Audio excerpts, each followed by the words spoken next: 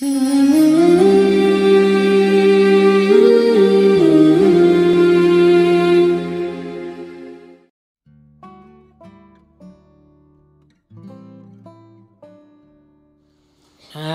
komponennya harapan ada 3. Nggak usah dibaca definisinya, agak bulet. Harapan itu butuh yang pertama goals, tujuan. Yang kedua pathway, jalannya. Yang ketiga agensi, orangnya. Jadi komponennya harapan itu tujuannya apa, jalan untuk sampai ke sana apa, orangnya siapa yang berharap. Jadi orang yang berharap, jalan menuju harapan, dan targetnya harapan itu. Itulah unsurnya. Nggak ada goalnya, namanya bukan harapan. Kalau nggak ada jalannya, bukan harapan tapi lamunan. Tamani kalau dalam bahasa agama, angan-angan. Seandainya ya tiba-tiba ada uang sak karung jatuh di depanku, nah, itu namanya bukan harapan tapi lamunan, angan-angan. Seandainya ya tiba-tiba ada artis Korea datang padaku menyatakan I love you, nah, itu lamunan. Kenapa lamunan? Pathway-nya ndak ada. Jalan yang bisa nyambung dirimu dengan tujuan itu ndak ada. Wong kamu bahasa Korea ya ndak bisa, duit untuk jalan-jalan ke Korea juga ndak bisa, nonton show-nya Korea juga ndak punya uang. Jalannya ndak ada, untuk ketemu ndak ada. Nah itu ndak ada pathway-nya, maka namanya angan-angan. Untuk lengkap disebut harapan, jalannya ada, strategi menuju ke sana ada, goalnya ada, tujuannya ada, dan orangnya juga mau. Jadi ini harus lengkap. Kalau tidak ada orangnya Pak, ya sama aja bohong. Ada jalannya, ada tujuannya, orangnya yang berharap tidak ada, ya tidak jadi cerita. Jadi itu 3 komponennya. Penghalangnya juga ada 3. Yang pertama emosi, yang kedua stresor, dan yang ketiga surprise event. Kalau emosi jelas, emosi-emosi negatif itu mungkin menghalangi jalanmu mewujudkan harapan. Jadi kamu terburu-buru, atau kamu males, atau kamu ngamuan, atau kamu merasa minder, atau kamu terlalu pede, itu kan emosi-emosi. Itu sering jadi penghalangnya harapan. Cita-citamu segera dapat pasangan, tapi kok ya mentalmu minder. Kalau ndak ada orang aja kamu postingnya, teriak-teriaknya selalu tentang perempuan, pasangan, tapi begitu ketemu neredek, grogi, ndak bisa ngomong, ya sama aja.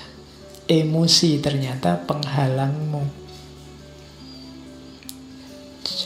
Yang kedua stresor. Kalau stresor ini nanti berpengaruh ke emosi, tapi stresor itu sesuatu yang menghalangi, yang menekanmu sehingga tidak bisa mewujudkan harapan. Kayak kamu pengen cepat lulus tapi kok ya kamu kerja.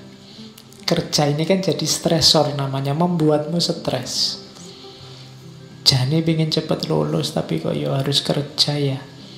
Nah itu kan stresor namanya. Pengen jadi orang soleh tapi kok ya susah yang ngaji itu ya, misalnya. Itu kan ngaji jadi stresornya. Jadi penghalang harapan itu emosi, stresor, dan yang ketiga surprise event. Kalau 1 dan 2 mungkin kamu bisa ngatur, tapi yang ketiga ini susah. Surprise event itu, hidup ini kan serba tidak terduga. Kamu sudah niat-niat pokoknya sampai saya lulus S2, jangan sampai ada pacar, jangan sampai ada perempuan atau laki-laki yang mengganggu. Kok ya dilalah, ada event yang membuatmu jatuh cinta, dia juga oke, sama-sama oke, ini surprise event. Waduh, tadi prinsipnya mau dilanjutkan apa enggak ya? Kalau dilanjutkan kok ya eman-eman. Harapanmu enggak terwujud untuk tidak punya pasangan sampai lulus. Itu namanya surprise event. Kamu ingin IP-mu sempurna tiap semester 4 terus, tapi kok yang dilalah semester ini kamu bareng sama sakit misalnya. Nah, itu surprise event. Itu juga menghalangi harapan. Banyak peristiwa-peristiwa yang tidak terduga. Jadi ya kayak kamu mau berangkat kuliah itu loh, sudah kamu niati berangkat pagi-pagi, kok yon dilalah naik bis transnya mogok misalnya. Jadi kalau ditanya dosen, mogok pak, mesti gitu. Itu trans mogok itu surprise event. Jadi peristiwa tidak terduga. Oke. Ya nanti kalau kamu nulis surat izin ke dosenmu itu, mohon maaf saya tidak bisa masuk hari ini pak karena ada surprise event. Jadi ada peristiwa tak terduga yang membuat saya tidak bisa masuk kelas. Nah, ya, karena hidup itu kan tidak semulus rencana kita. Kita maunya ke sana, ada surprise event. Kamu nembak dia malah yang kena temennya misalnya. Itu kan surprise event. Jadi itu penghalang harapan. Kayak kamu dulu mungkin zaman SMA terus mau kuliah, kamu membayangkan, wah besok kalau saya di Jogja mau jadi mahasiswa yang soleh, tiap hari ke masjid, nanti apalan ini, tahajud, rajin ngaji. Begitu jadi mahasiswa lupa semua. Kenapa? Banyak surprise event pak. Jadi banyak peristiwa tak terduga yang semakin jauh dari cita-cita. Oke, ya sama kan saya sering mengilustrasikan kamu waktu kecil dulu, waktu ditanya cita-citanya apa, jadi dokter, jadi pilot, jadi guru gitu kan. Lurus, tapi bukan peristiwa macam-macam. Banyak surprise event, sekarang kamu tidak bisa jawab lagi kamu ingin jadi apa. Ya, masa tetap ingin jadi dokter, wong yo kuliah di Usuluddin misalnya. Kan tidak bisa, kenapa?